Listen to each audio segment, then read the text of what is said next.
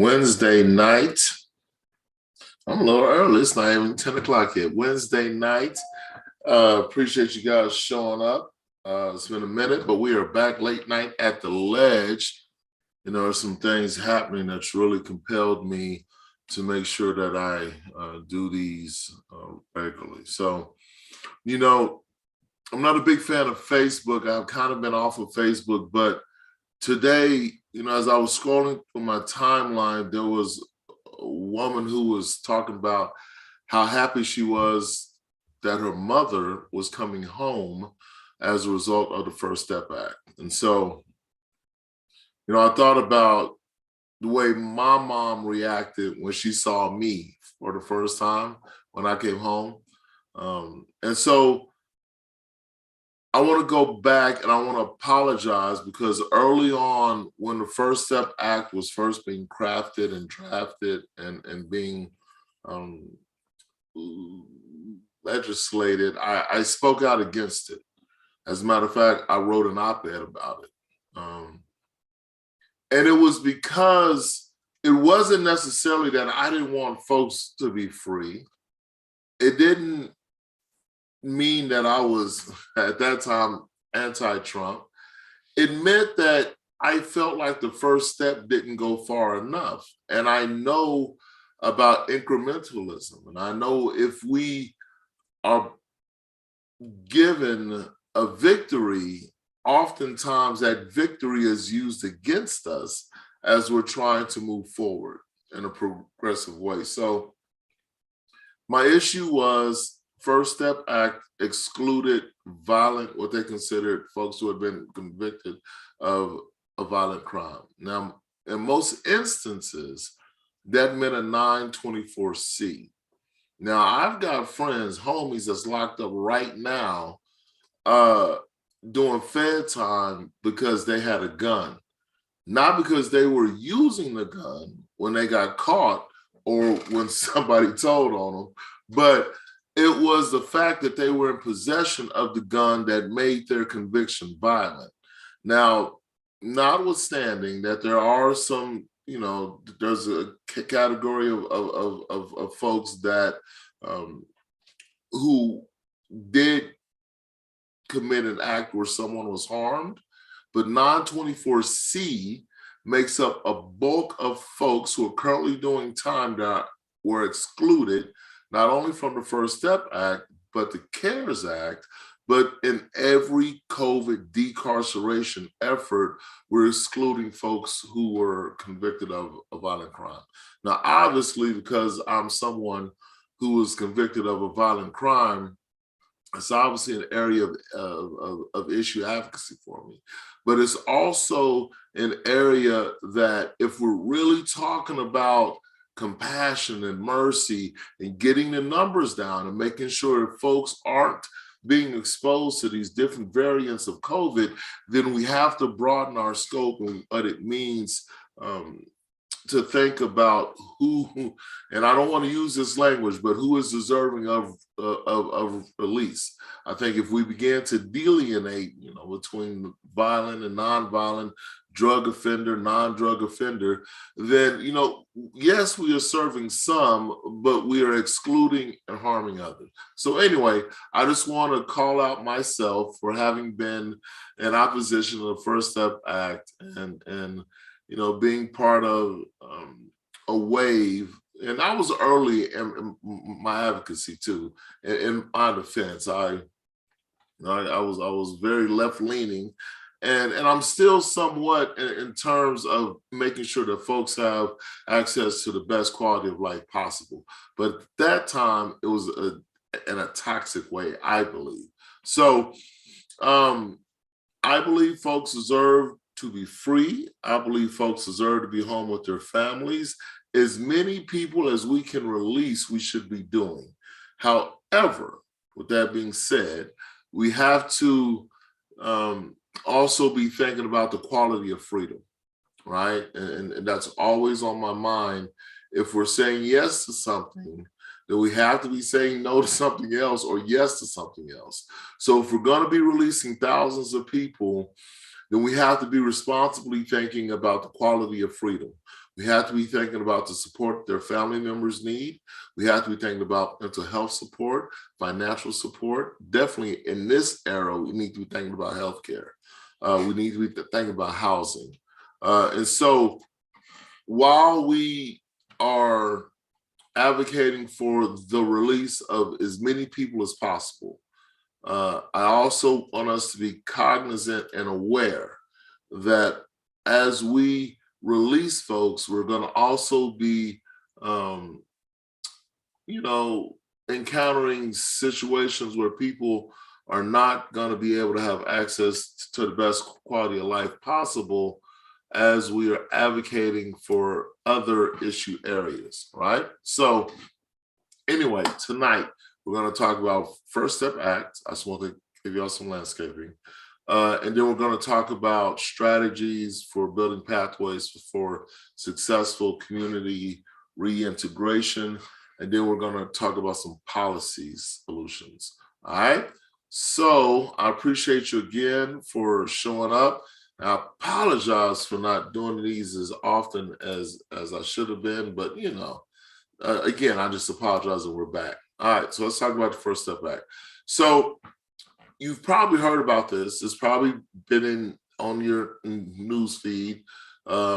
You've probably heard about it. So it's something that I think is necessary, and it's something that should have been passed a while ago. As a matter of fact, the laws that created the need for this, the mandatory minimum sentences, we know disproportionately impacted communities of color and continue to impact communities of color disproportionately.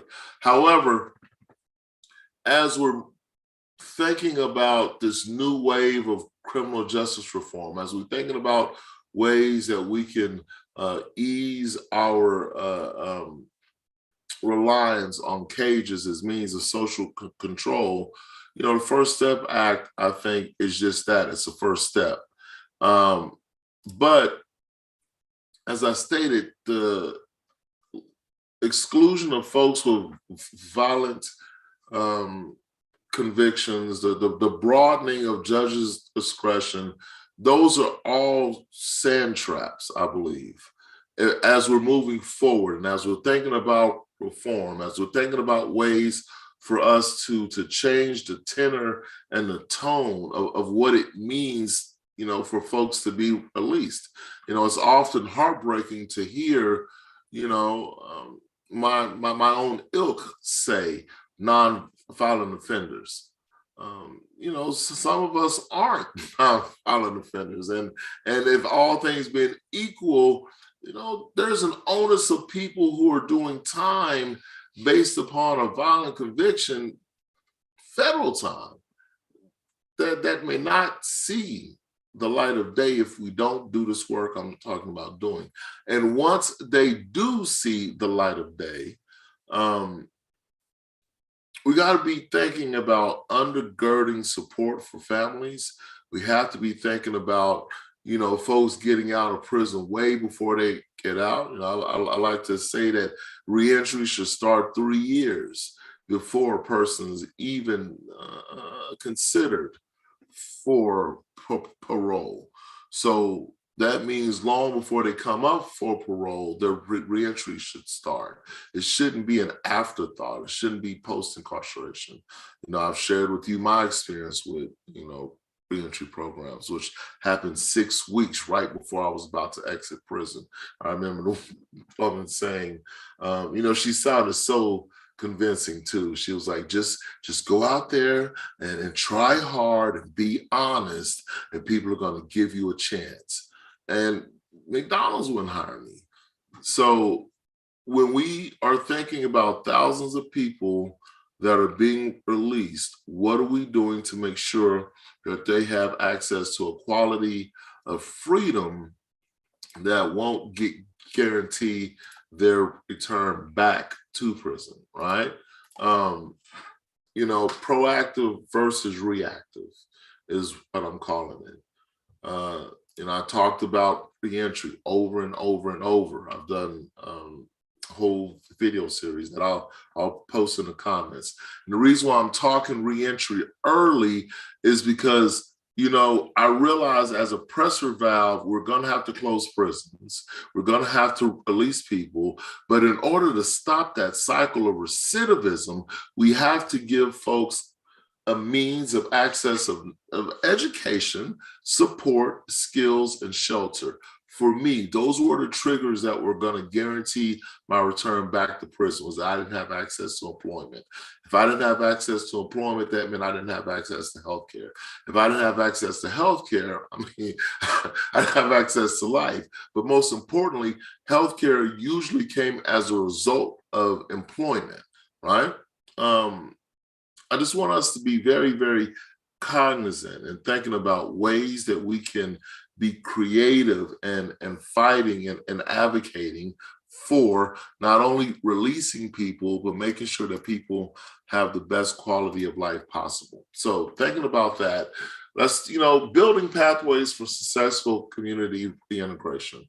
I did a series a while back. You can go find it on my channel. I'll post it again. But it's going to take teamwork. It's going to take a collection of experts. It's going to take a collection of folks who are directly impacted. It's going to take, you know, us really, really leaning into systems that are already in place. You know, here in New Jersey, we passed a fair chance housing law, which forbade landlords from using your backgrounds as a means of denying you. But in a proxy, your credit report or your credit score is used as an instrument to create a barrier.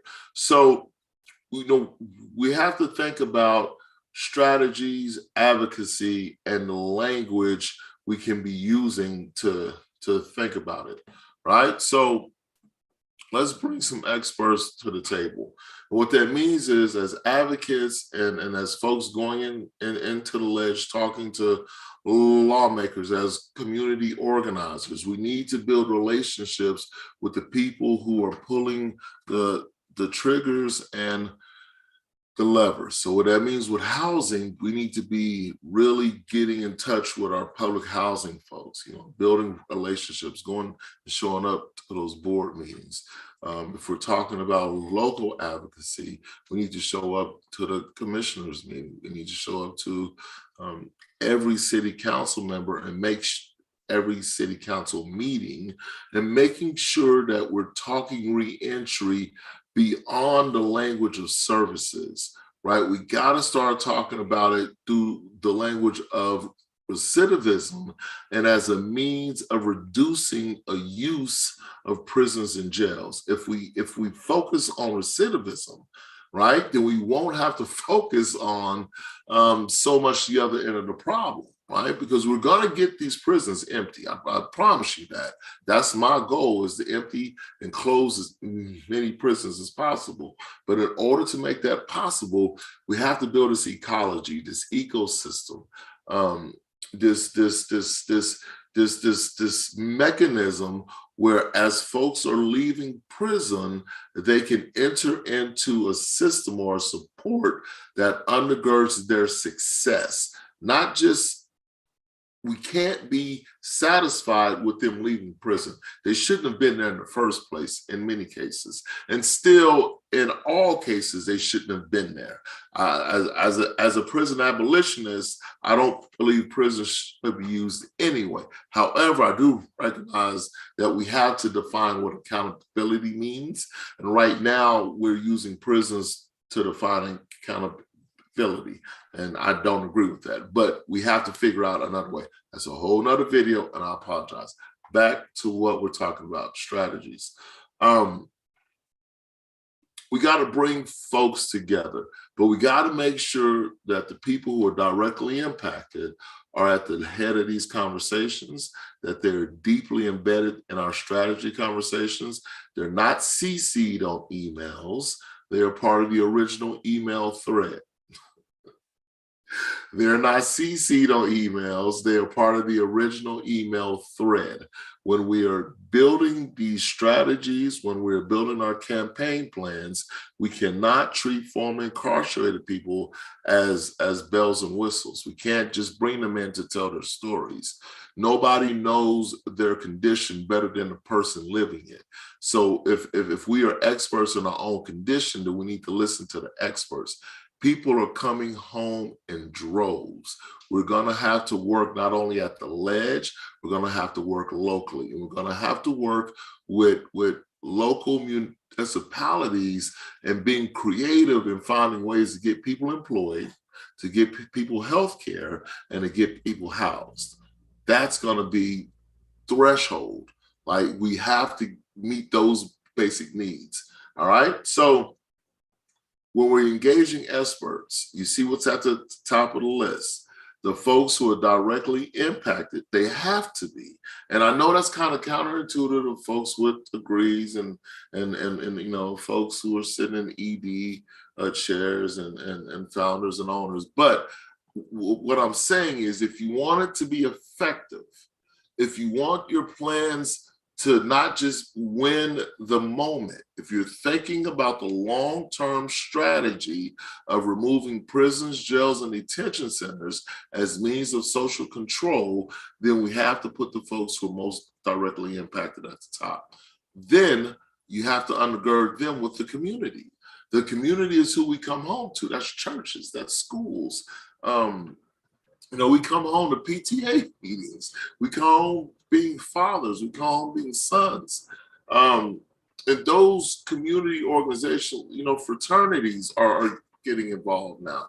NAMI is a great partner for us to be thinking about. You know, mental health is one of those issues that I was not honest about until I was suicidal. And those suicidal ideations came as a result of depression from drug use, and the drug use came as a result of me not being able to find employment. All right, so allies, we got to be thinking about our allies. And when it comes to allies, I know that's kind of a dirty word in some circles, but we have to be strategic in our allies, particularly at the state ledge. Now, not so much on, you know, what, let me be careful when I say this. So at the state ledge, normally there's a bipartisanship in both chambers. So that means we're going to have to get some agreement, some congruity, right? However, when it comes to municipal efforts, there's a little latitude for us to work outside the bounds of bipartisanship, of partisanship, period. We can push for what's best for people. And I think the closer we get to really thinking about reentry on a local level, the federal has allowed us some leeway and some funds. But locally and on a state level, we're going to have to get smart. We're going to have to be long thinking in terms of dealing with this issue. So we got to help folks, experts, help those experts to organize into action groups. Right now, we are in the release stage. Now, in my opinion, we should have been talking about this 6 months ago, right? Because we knew it was coming. So when you hear me talking, please listen to me. We need to be thinking about this way before it happens. We should have been thinking about a release group a year ago. We would have already had a housing group in place and a community group. So this is kind of the timeline or the benchmarks that, or the buckets, if you will, that we need to think about now. It's not too late. I'm just saying, in the future, when I talk about reentry, this is why I'm talking about it. Now, this release group should definitely, you know, for me, my parole officer should have been the first person thinking about my housing beyond penalizing me for not having housing. He should have been thinking about my health care. He should have been thinking about my employment. However, his job description didn't include that. His purview was making sure I followed the rules and punishing me if I didn't. So we have to work within the DOC We have to work within the local and county probation and parole systems to create a relationship, because they're going to know or have access, direct access to this body of people. So as organizers and activists and advocates and nonprofits, these are the folks we have to work with when we're talking about release before it even happens. Now, housing. I can't tell you how many bad decisions I made based upon lack of housing, based upon housing insecurity. And I can tell you that even as recent as last year, housing was an issue for me, or qualifying for housing. So folks who are exiting prison now most likely came from, I'm not going to say most likely. In some instances, folks are going back to communities that are not economically healthy as others. Some of these communities are financially anemic, if you will. And these poor folks, usually Black and brown folks, right? We have to be working together with not only public health experts, public housing experts, but we need to be thinking about how can we systemically create access. Well, community land trust, turning vacant buildings, rehabbing those buildings. Before we gentrify them, we should fair chance them, right? Healthcare. San Francisco has a free healthcare program for the whole city, regardless of your citizenship, regardless of your income. We need to be thinking about those programs locally. And I'll talk in a minute about how to fund those. Communities groups. Now, the faith community, I'm leaning on you. I'm begging you, please, open up doors for folks that may not be part of your congregation to engage with you as you're going into prisons. A lot of the ministries are the only ones that have access into prisons. And for folks that were not, necessarily a Christian per se, don't have access to the people that they're trying to help or need their help. And secondly, don't be afraid to, speak up about what you know is right. And what you know is right is mercy, compassion. We should be thinking about restorative justice way before the sentencing happens. And that's going to require you faith leaders, talking to myself as well. It's going to take nonprofits. It's going to take us folks who are specialists to really work with those first groups, the housing group and the release group, so we can build this ecosystem of release. Where do you fit in the cycle? It's going to be up to you. Where I fit in the cycle is kind of at all these points, because I'm not only affected by it, but I'm also trying to affect change. Now, as a nonprofit organization, your impact may be different. As someone who is part of an NGO, your impact may be different. I really want to encourage, again, I'm sorry if I'm talking across the nation, but I'm in New Jersey now. So I want to encourage Newark, Camden, Hoboken, because they're so progressive. I love the mayor there, and I love the mayor in Newark. I love the mayor in Union City, Bronx Stack. I'm going to talk to you too. But I want to encourage Patterson, Camden, and Newark, right? Folks in those areas to get in touch with me so we can figure out ways to make sure that the folks who are going to be returning home are not going to be punished because they don't have access to services. All right. So now I told you at the outset and at the top that we were going to talk about advocacy and strategies. Now, the last part, and I'll let y'all go, is policy. So as I've been thinking about ways that we can creatively not just provide services, right? Employment is part of it, right?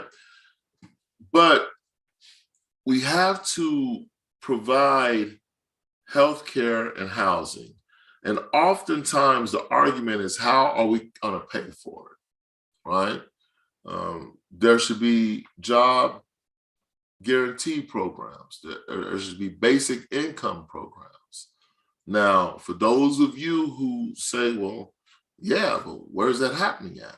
Well, in Rochester, New York, the mayor proposed that they use a pilot program where they use the marijuana excise tax to create a basic income program. Now, I'm going to put a link in the description of what a basic income program is, just so you can think about it.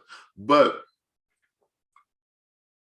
we can remove restrictions from professional licenses for people who have convictions. There's no reason to keep people from working. There's no reason. Across the country, in each state, there are at least 50. Now, y'all can prove me wrong, but in each state, there are at least 50 professional licenses that people are denied access to based upon a felony conviction. I know in Texas, there's 250 alone. So really, why didn't y'all tell me my eyebrows were? So anyway, those restrictions on licenses keep people unemployed or from being gainfully employed or for having a career trajectory that doesn't land them back in this recidivating cycle, right? We need to be thinking about fair chance first hiring, not just ban the box. You know, here in New Jersey, we have a right to compete law that was signed in 2015. And just now we're talking about trying to, you know, police the folks who aren't following up and you using those strictures that were outlined in that 2015 act. But I propose that it doesn't go far enough. We need to find every reason to put people to work and not find reasons to keep people out of work, particularly as folks are saying that they can't find people to work. All right. So I appreciate you guys showing up. I apologize for being loquacious, but we're going to get this work this year. Y'all going to get this work this year. I believe it's imperative for us to be thinking about ways to improve how we interact with communities and stop being transactional. But more importantly, I think that we can do deep transformational work together. All right, you guys have an amazing rest of your evening.